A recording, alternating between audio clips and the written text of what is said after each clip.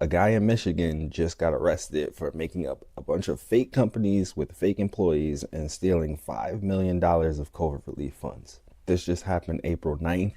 The news just dropped, and the DOJ just picked this guy up. This is actually a historic case because this is the first arrest being made by Trump's new fraud task force. So this is going to go down in history. What he did is actually pretty wild, so let's talk about it. Who is the alleged thief and suspect? His name is Randon Williams, but he goes by Romero Williams. So you're going to see that name in articles, Romero. 40-year-old dude, he lives in the suburbs of Detroit, Michigan, right? Right in the heat of the pandemic, like April 2020 to March 2021. What he did was he did 6 different PPP loan applications. 6. Not 1, not 2, not 3. He did it 6 times. He did 6 PPP loan applications, and all of them were fraudulent. If you know about the PPP program, it was a paycheck protection program that was meant for small businesses to enable them to be able to pay their employees through the pandemic and keep their employees. Romero boy over here, he looked at the program and he said, yeah, like that's free money. So let me get in on this free bag that he's about to make from the PPP loans. He went about the business of making up fake businesses, fraudulent businesses, completely fictitious, no actual employee. One of them was called the Romero Group Stepladder Construction. And according to the feds, none of these companies actually existed.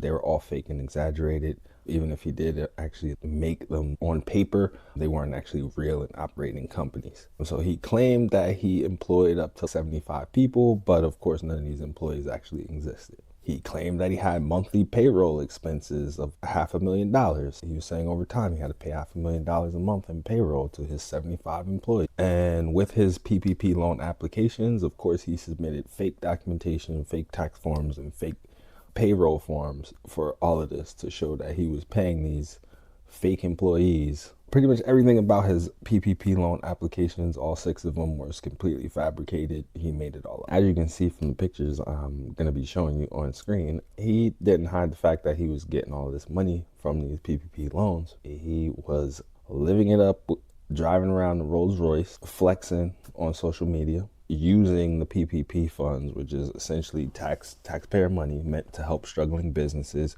He's using it to essentially have a lifestyle brand. There were no real employees. It just was him. He basically was creating a lifestyle brand for himself. Always a bigger question I always like to ask when these guys pull off these heists for millions of dollars and then they go on spending sprees and living a lap of luxury. I just always wonder, how is it possible that this person was even to like get away with it long enough to start doing these things, right? He just basically walks up, he does an application, he claims to have 75 employees, he claims to have $500,000 in payroll expenses a month, and then he just walks away with millions of dollars. And nobody does anything until after the fact. He's allowed to get away with it long enough to actually get his hands on this money. During COVID and during the pandemic, the government pushed out $800 billion in COVID relief funds. They did this fast. They did it intentionally fast because during the pandemic, the idea was to help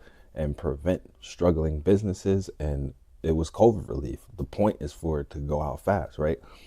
So in the midst of all of that money going out fast, you have people like Romero who are able to take advantage of the situation and basically walk away with millions of dollars. Fake documents, fake business, fake employees, everything he did was fake, but all the money he was taking was real. This is the first person, like I said, the historic first arrest from the new fraud task force. It leaves you to wonder how many Romeros are still out there collecting or have collected millions of our taxpayer money. It was just a few days ago that the task force was even created. Trump just created on April 7th this task force, and now we're already seeing the first arrest. Their whole intent and their whole goal is to go after people who are exploiting federal benefit programs like PPP loans, Medicaid, all types of programs that are meant to help people that are struggling and to help disaster relief, to help impoverished people, disabled people. The whole point of this program is to catch people like Romero. The whole point of this program is to go after people who are exploiting benefit systems. Romero boy over here, They're calling him the first fruits of this program, the first fruits of their task force. By them calling him the first fruits of the task force, you can only assume that they're just getting started. There's going to be more people in the pipeline. There's other Romeros out there, like I mentioned, that they need to be caught and captured as well, right? Because they're out here balling on the taxpayers' dime. A lot of the fraud that took place, it all happened under Biden. So you're going to see people who got away with it for the last few years and they got away with it under Biden. Now with the new task force, you're going to see all of those people get swept up. So we're about to see if this is just like a headline thing to support this new task force, or if there's going to be any follow through and we're actually going to start seeing a flow of new arrests and these people who committed fraud being captured. The same day of Romero Williams' arrest, the DOJ announced a sweep. They got this other guy in Ohio. He's about to do 13 years in federal prison for stealing $1.7 million. He stole a bunch of money from the agricultural subsidies. They got a woman in North Carolina. She's about to do 10 months for COVID relief fraud, like similar to this guy. I guess she did much less, but she did $500,000 of fraud. Then they just got this former Department of Energy employee. He just pled guilty for stealing his dead relative's pension. So these people are like insane, the lengths they'll go to like just fraud the system. But these are all within the same messaging from the task force. So like I said, we'll see if this is just a push for a story and a headline, or we're actually going to see like follow through.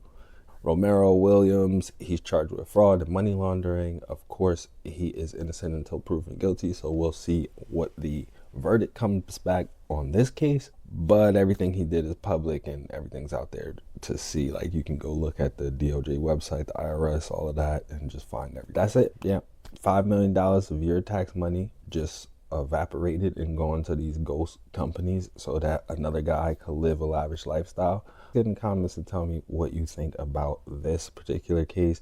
Do you think that the DOJ is going to be just sweeping up these people, as they say, and finding more of these fraud styles who are living in the lap of luxury on your money? Or do you think this is just off of the optics and it's just going to go back to how it was, where people like this just continue to slip through the cracks? But get in the comments, let me know. Most of the people who watch these videos are not subscribed, so hit that subscribe button and like the video.